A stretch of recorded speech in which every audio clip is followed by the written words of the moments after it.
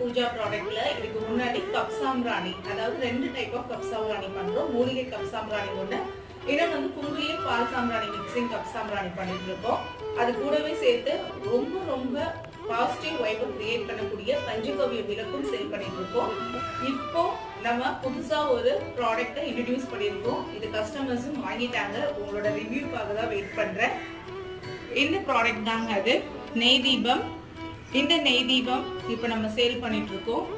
So இதை வந்து அப்படியே நீங்கள் பஞ்சகவ்ய விளக்கில் வச்சு டைரெக்டாக ஏற்றலாம். லாஸ்ட் வீடியோவில் கூட நான் இதை உங்ககிட்ட ஷேர் பண்ணியிருந்தேன்.